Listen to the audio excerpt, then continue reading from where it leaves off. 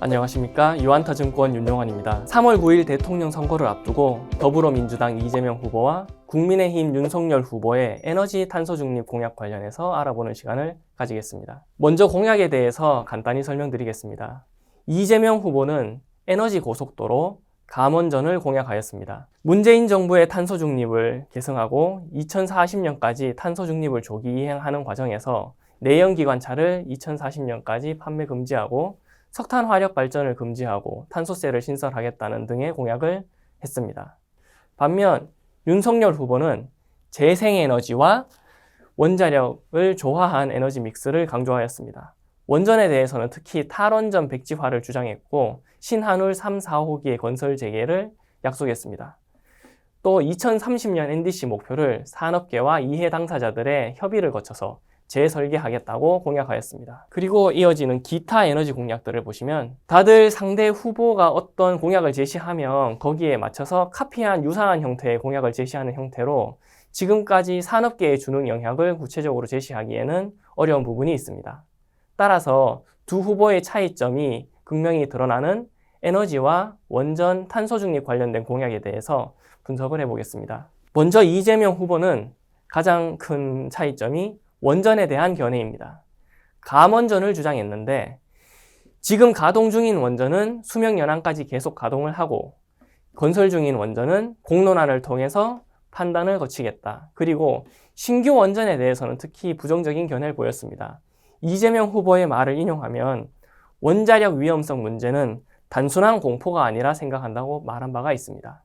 따라서 원자로 주기기 업체 같은 경우에는 이미 가동 중인 원전의 수명 연장에 대해서도 약간 부정적인 입장이고 신규 원전의 수주에도 부정적인 영향으로 큰 수혜를 예상하기는 어렵습니다.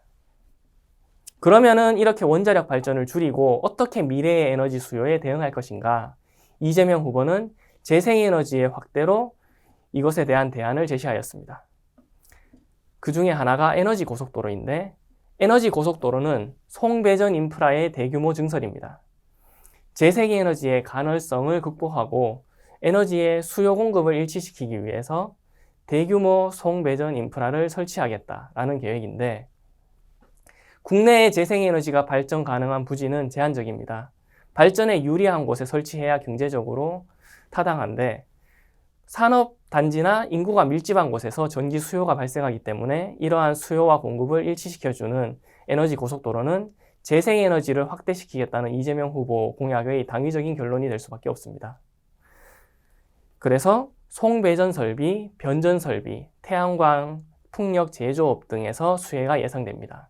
그리고 이어서 재생에너지의 간헐성을 극복하기 위한 배터리 에너지 설비 혹은 수전의 설비 등에서도 추가적인 수혜가 예상됩니다. 이재명 후보가 공약한 에너지 독립에서 연평균 20기가와트 정도의 재생에너지 발전 설비 용량의 증설을 공약했는데 이것이 전부 태양광 모듈이라고 가정을 하면 연간 5조 원 정도의 수혜가 예상됩니다. 이 외에도 아리백 기업들의 참여 확대를 위한 세제 혜택, 또 산단 지붕형 태양광 설비 등이 공약되어 있습니다. 반면 윤석열 후보 같은 경우에는 대표적으로 탈원전 백지화를 공약하였습니다.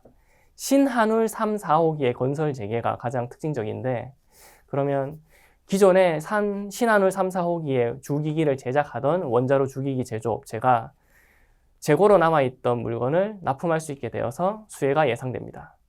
그리고 이 외에도 한미 원자력 동맹을 강화해서 신규 원전 10기 이상을 수주하겠다고 공약을 하였는데 이것이 전통형 원전이라고 가정을 하면 대략 한 기에 5조 원에서 7조 원 정도 사업비 규모가 예상됩니다.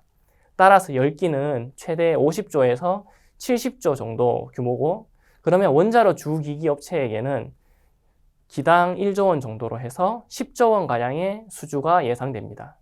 그리고 파생되어서 이런 원자력 발전소와 같이 대규모 발전 용량에는 그 바로 앞단에 초고압 변압기 수요가 발생합니다. 예전 신한울 1, 2호기 사례로 살펴보면 이 신한울 3, 4호기의 건설 재개는 변압 설비에 2천억 원가량의 수혜가 예상됩니다. 또 추가로 향후 발생할 전기 수요의 증가, 또 송배전 설비의 추가적인 증설, 유지 보수까지 감안을 하면 이런 송배전 설비, 변압 설비 업체에 추가적인 수혜가 예상됩니다. 탄소 중립 분야로 넘어가서 살펴보면 이재명 후보는 탄소 중립 2040년 조기 이행을 위해서 탄소세를 재원으로 활용하겠다는 공약을 한 바가 있습니다. 탄소세를 2019년 우리 대한민국이 이산화탄소 배출한 양의 톤당 8만 원 정도로 가정해 보았습니다. 이재명 후보가 언론에서 발표한 수치인데요. 그러면은 21조 원 가량의 재원이 발생합니다. 그러면 앞서 말한 연간 5조 원 정도의 재생에너지 증설에 활용하기 충분한 재원이라고 판단할 수 있습니다. 다만 탄소 배출 집약도가 높은 정유, 제철, 화학 같은 분야에서는 앞서 말씀드린 비용이 발생할 수 있기 때문에 변동비 부담이 되어서 업황에 부정적인 영향을 줄 전망입니다. 한편 윤석열 후보는 NDC 목표를 산업계와 협의하여서 조율하겠다고 했는데 파리 협약은 제시된 목표를 후퇴하는 것이 금지되어 있는 것이 원칙입니다. 따라서 배출량 목표 자체를 줄이기는 힘들고 지금 제시한 배출량 목표 안에서 비중을 조정하는 정도가 될 텐데요. 이미 윤석열 후보는 원자력 발전 비중 30%, 화석연료 발전 비중 40% 이하, 그럼 나머지 30%는 재생에너지가 될 것입니다. 이 비중 안에서 원자력 발전 비중이 높아진 것과 이 석탄 화력 발전 가동 상한을 80%에서 50%로 낮춘다라는 것을 적용해 보면 가스 발전 비중이 NDC 목표 비해서도 상당히 올라가게 됩니다. 해서 증가한 가스 발전과 원자력 발전 비중을 감안하면 2030년 NDC 목표 대비해서도 6천만 톤 정도의 이산화탄소 배출량 여유가 생기게 됩니다.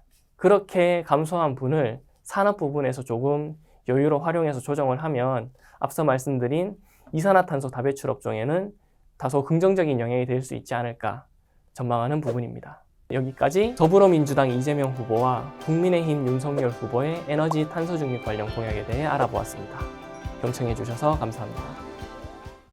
티레이더 유한타 티레이더 투자 타이밍은 티레이더